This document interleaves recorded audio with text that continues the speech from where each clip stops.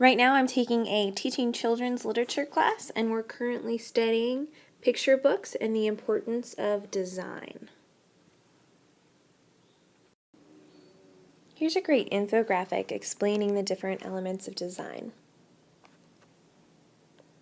You should consider line, shape, value, space, size, texture, and color when you're thinking about design. Those different elements of design can be used in different ways to add contrast, to produce repetition. Where you put them can change proximity, and how you arrange them is alignment. Journey is a wordless picture book by Aaron Becker that was a 2014 Caldecott Honor Book, and it follows this little girl as she goes on a journey from her boring home world, and she takes a red marker, a red crayon, and she draws herself a portal into a magical world where she controls her own destiny. And one thing that makes this book so magical is its beautiful design.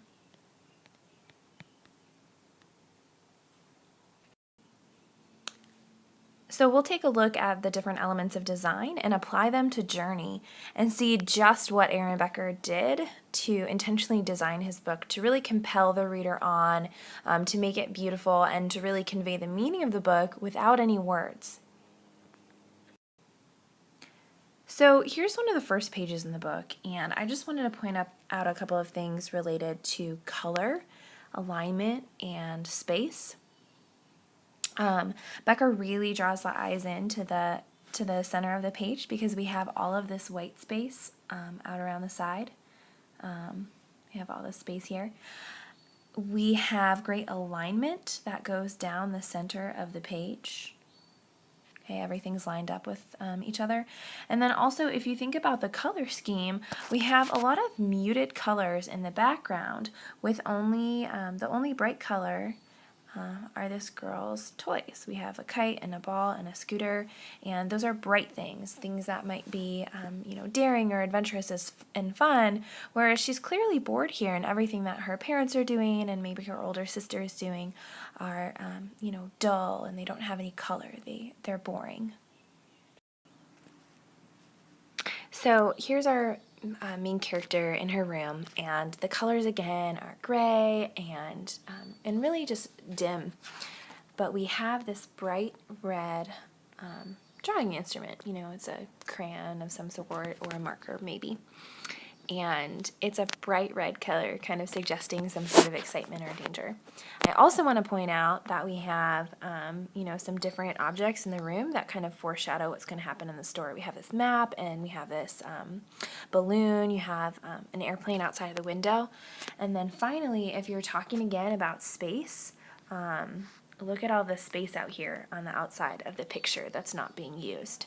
That's going to suggest that maybe the story can expand some way. This is just a really narrow viewpoint. Here a little girl is starting to draw, and she is drawing a portal into another world. One thing that I love about this page is the use of space and the use of line. Becker really draws your eye down diagonally to where she's really escaping the boredom of her room and going into another world, and the use of space as well. I wanted to zoom in on the door when this young lady actually leaves the boredom of her room, because it has a really cool contrast here with opposites on the color wheel. We have green and we have red, and I just think it looks really cool. Good color choice there. Wow, this is so cool. What an awesome place that she escapes to. I just absolutely love this picture. In fact, this picture has been the desktop of my computer. It's been my screensaver for a couple of months now. I discovered it when I was looking at pictures of different Caldecott illustrations, and I just fell in love with it. One cool thing that Becker does with color here is you have a lot of greens and blues, which kind of evoke, kind of a sense of calm and peace and tranquility. And she's just, going into this beautiful place that's full of trees and light and water. and it's just gorgeous. You know, she's definitely in a better place in her room. So we continue on this journey, and sorry for the poor picture resolution, but I wanted to show you this picture because I really love the lines that Becker makes with the roads. You can really see that we're going to go through the city and eventually leave here. I also love that, you know, this little red boat is a focal point, and that our eyes are really drawn from this little focal point to the bigger aspect of the entire picture and the entire city. So this page really reminds me about why line and space and these elements of design are so important, because in a wordless picture book such as this, the reader has to know where to look first and where to direct one's vision. And so if we start, you know, left to right, as you know, readers of the English language read, we're going to look at this little girl first. We're going to see where she's looking. And that's going to point us to the ship. We're going to see where the man is pointing, and we're going to see where the net is going, and that's going to take us to this bird. And it's going to kind of translate to say, you know, she's floating away, and suddenly she spots this, you know, aircraft, and there's people trying to catch a bird that, you know, is beautiful and it's trying to go free, and, you know, and she's alarmed about this in some way. Here you can see our main character is really small, and here Becker's really using size to show how huge and how maybe intimidating or scary this aircraft could be. But she's, you know, she's going on an adventure, and she's trying to save the bird that was just captured. You also can see a contrast in color. We have, you know, really bright colors over here moving to more muted and kind of more intimidating colors, showing that she's going into danger. I love the contrast here between, you know, we have this side of the page with all of that empty space, and it really focuses in on that one moment where she grabs the cage and she runs away. And then we move over to this side of the page, and it's so dark. And I love that you can see the inside of the ship and how everything is going on in here. And we have our little girl letting the bird go away, and uh-oh, she left her crayon on the ground. Again, we have that contrast of, you know, our little girl being caught and her marker being thrown away. And then there's a lot of space in that picture moving towards, you know, her being stuck in a cage, just like our bird was stuck. And again, this reminds us of the colors back at the beginning of the book that are really gray and muted, and, you know, and she's in fear of being caught there. Maybe she's in danger of being like utterly bored again.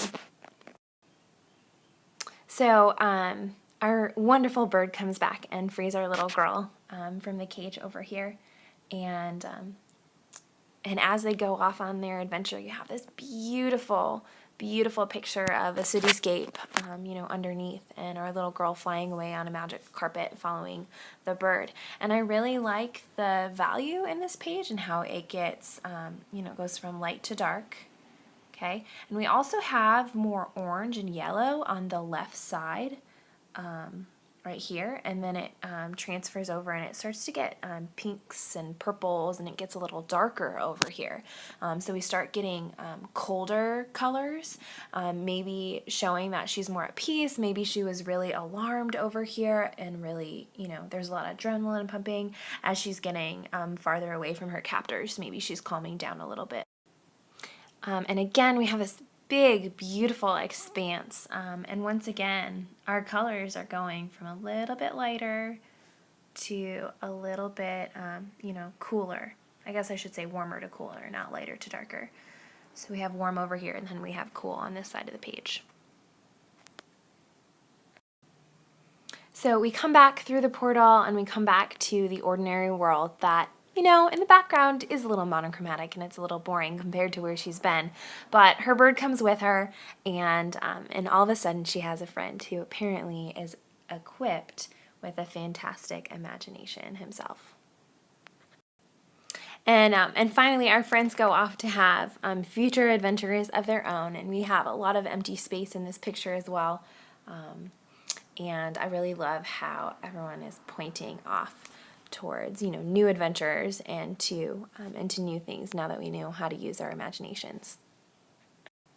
So thank you for listening to my presentation about how Aaron Becker used design in his book Journey.